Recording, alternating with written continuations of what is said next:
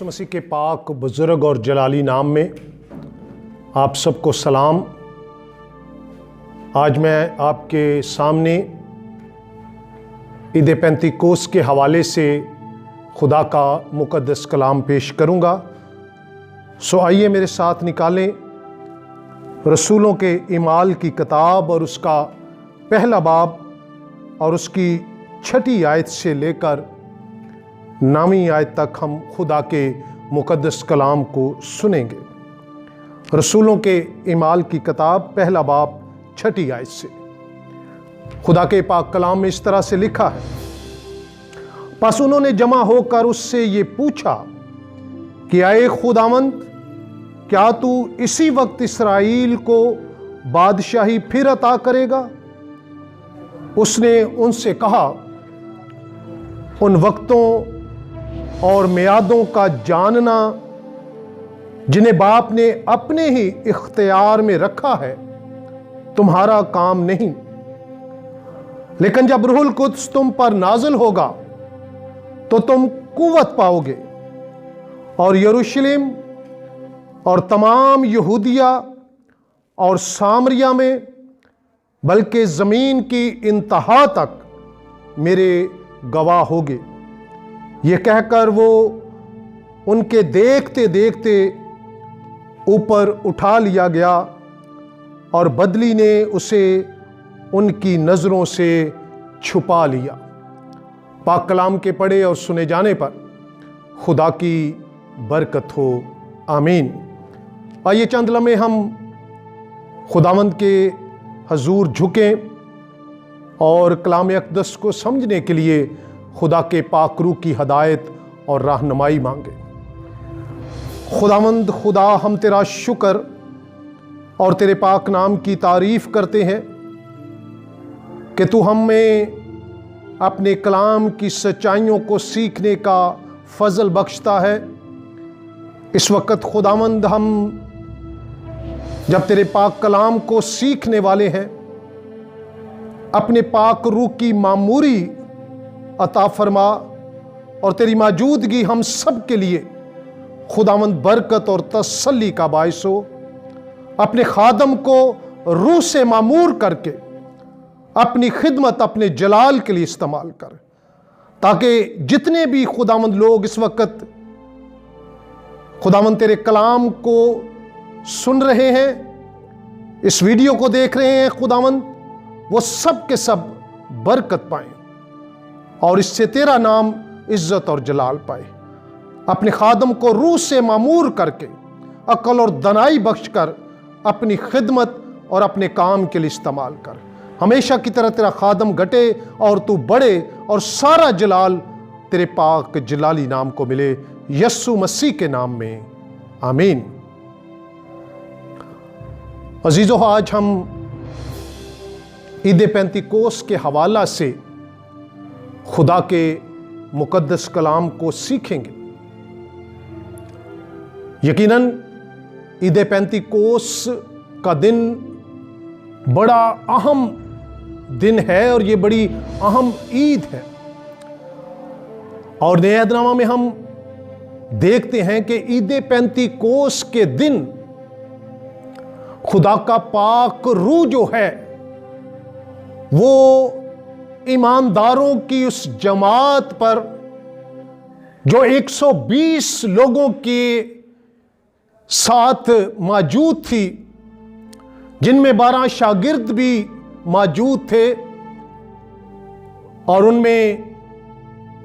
एक नया शागिर्द शामिल था जो यहूदा इस्करियोती की जगह चुना गया था। 2 शागिर्दों के नाम पर कुरा डाला गया और शागिर्दों ने दुआ की कि खुदावंद, जिसको तू चुनता है उसको ज़ाहिर कर दे। सो कुरा जो था वो मतिया के नाम का निकला और फिर वो रसूलों के साथ शुमार किया गया। फिर एक और अहम हस्ती जो उस वक्त मौजूद थी उस 120 की जमात में, वो खुदावंद यस्सु अल मसीह की वालिदा मुक़द्दसा मरियम भी थी। وہ بھی 120 لوگوں کی جماعت میں دعا کرنے میں مشغول تھی، اور یہ ساری جماعت اس لیے دعا کر رہی تھی کیونکہ یسوع المسیح نے ان کو فرمایا تھا کہ جب تک تم کو قوت کا لباس نہ ملے اس وقت تک ٹھہرے رہو، اور اس لیے وہ سب یروشلم میں ایک جگہ پر ٹھہرے ہوئے تھے اور دعا کر رہے تھے۔ بے شک یہاں اس جگہ کا ذکر نہیں ہے، لیکن کہا یہ گیا تھا کہ یروشلم میں ٹھہرے رہو، اور وہ سب ٹھہرے ہوئے تھے تاکہ قوت کے اس لباس کو اور اس دوسرے مددگار کو جس کا وعدہ یسوع المسیح نے ان کے ساتھ کیا تھا، اس کو حاصل کرنے کے لیے، اس کو پانے کے لیے وہ سب یروشلم میں دعا میں مشغول تھے۔ اور آپ جانتے ہیں کہ پھر عید پینتیکوس کے دن خدا کا پاک روح ان پر نازل ہوا۔ اگر آپ عید پینتیکوس کی بیک گراؤنڈ دیکھنا چاہتے ہیں کہ یہ عید کہاں سے شروع ہوئی، تو آپ جانتے ہیں کہ یہ عید جو تھی یہ یہودیوں کی عید تھی، اور یہودی لوگ جو تھے، یہودی قوم جو تھی، وہ اس کو بڑے مذہبی جوش و خروش سے مناتی تھی، اور یہ عید دراصل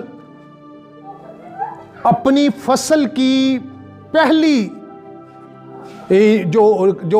عید فصح کی جو موقع پر اپنی جو کی فصل کی جو پہلا حصہ ہوتا تھا اس کو وہ خدا کے حضور لاتے تھے، خدا کی حضوری میں پیش کرتے تھے، اور ان کا یہ فصل لانے کا مقصد جو ہوتا تھا وہ یہ تھا کہ خدا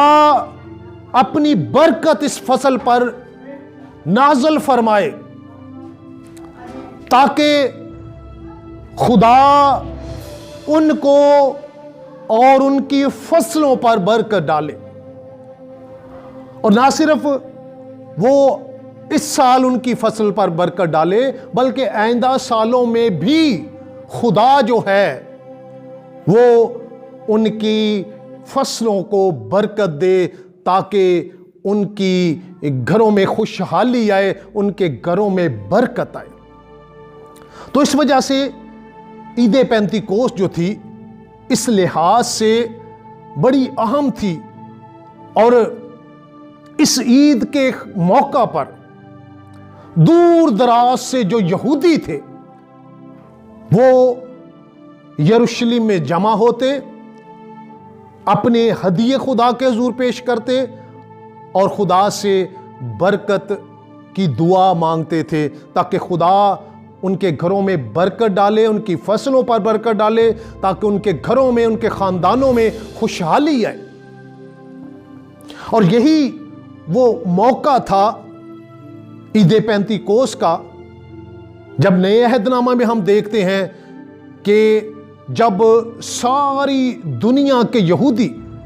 اس وقت یروشلم میں جمع تھے، کیونکہ یہودی اس وقت جو تھے وہ پوری دنیا میں پھیلے ہوئے تھے، اور وہ سب اپنے اپنے علاقوں، اپنے اپنے ملکوں سے وہ یروشلم میں جمع تھے تاکہ اس عید کو سیلیبریٹ کر سکیں، اس عید کو منا سکیں۔ تو ایسا ہی وہ موقع تھا، اور جب 120 لوگوں کی جماعت جن میں شاگرد شامل تھے دعا کر رہے تھے، اور عین اسی